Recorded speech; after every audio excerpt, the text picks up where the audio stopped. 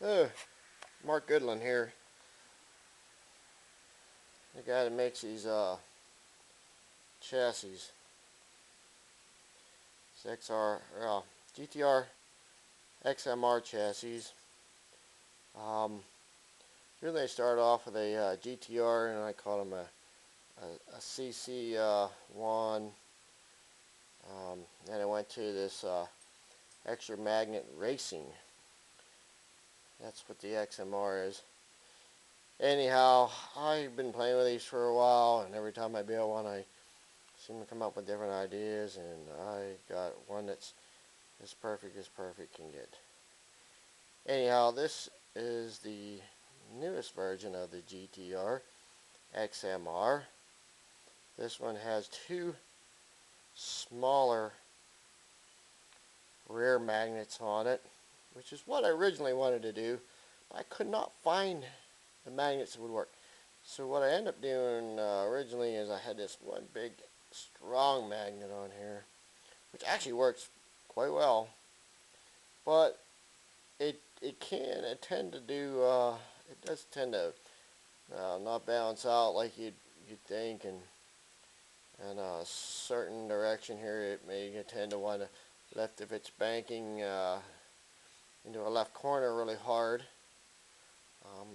It takes a lot to actually peel him off the track. So anyhow, this is my GT40. This is one of the older, well, I wouldn't say older, but this is one of the ones that I had spent a lot of time on, just trying to get it to fit right. You hand build these, you got to drill the holes, you got to make the whole frame square, everything's got to be. I try to get it with a 64th of an inch or less. And when I built this here last one, it's been a while since I built any, and I put these two magnets on it. I got this one as true can get. It does not get any truer than that. This is probably one of the better ones I've ever built. Really surprised that I done as well. I mean, I even got the motor to fit in there perfect. I had very little readjusting or trimming on any of it. Actually, the only issue I had was today when I ran it for the first time, the rear tires wanted to peel off of those wizard back rims. I'm not sure why. They're very, I think they're polyurethane type plastic, and they're really smooth. They probably work good with a silicone tire, but these are just a soft ply. I think they're stock Tommy tires, which I actually like better. But anyhow, I put a little glue on there and it works great. So we're out here playing. I didn't have to do any adjustments to the pickup shoes or nothing on this one.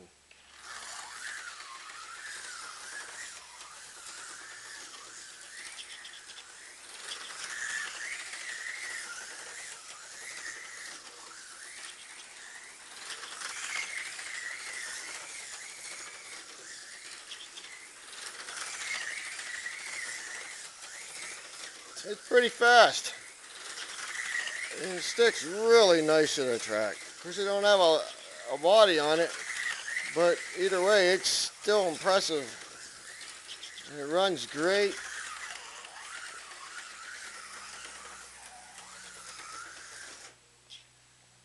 And I got a little bit of issue with my track here. It's stuck. It's a pin issue. The groove, because of this bank curve, I'm not sure why, it got really narrow in this one spot. So if I don't hit the curve nice and hard, the pin sticks to it. The only thing I can do is cut them pins down, and I've done that already a few times. I actually cut them a little bit thinner than I like, which is really close to stock anyways. I never had any trouble with any of the stock pins going around that curve, but I did try to take my pocket knife and clean it out, and I'm not sure what I got to do to spread that back open. Maybe make a wedge or something and wedge it down in there and let it sit in there for a while. But some of you guys have seen you've seen my GT40. I think I've run this out here and made a video. Whoa. And this is what I always do when I'm running a camera and a car. Every time.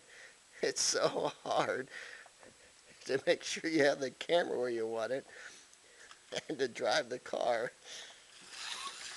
Anyhow, this one really runs great. And I just put some oil on it.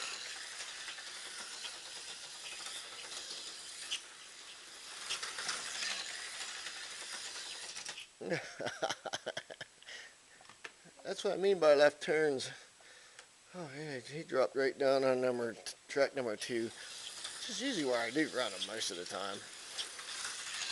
Especially when I'm really playing around and trying to get some serious speed out of them.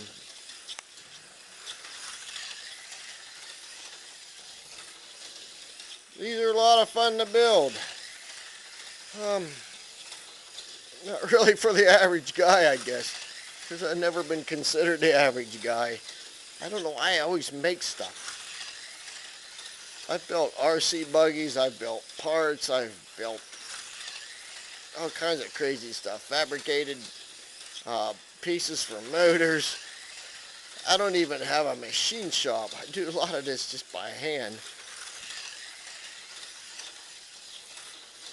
Anyhow, there's a lot of fun out here. I'd really love to have some of you guys that are interested in seeing these up close and getting a chance to run one. Man, I live like out in the middle of nowhere. Nobody plays with slot cars. That's why I said I'm unusual. I love these slot cars. They're really fun to play with. When I was a kid, I kind of died off on collecting them. Why? Well, first of all, you didn't have the internet. And if you wanted to buy slot cars, you had to hit every hobby shop there was around. And just couldn't find them. They just weren't popular enough. Guys were not keeping them stocked.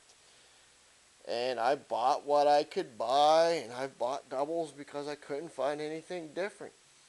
I used to go to a store called Hills. That was the only place I could get them for $2-3. Tycos. Never seen AFXs in there. In fact, AFXs were so hard to find around here. Unless you went to, unless you drove an hour out of your way, then you could find AFXs or something. There was a guy in town that had a few of them.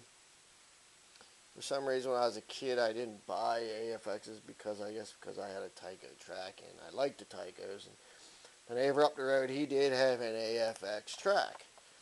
And he used to come over and try to race with me.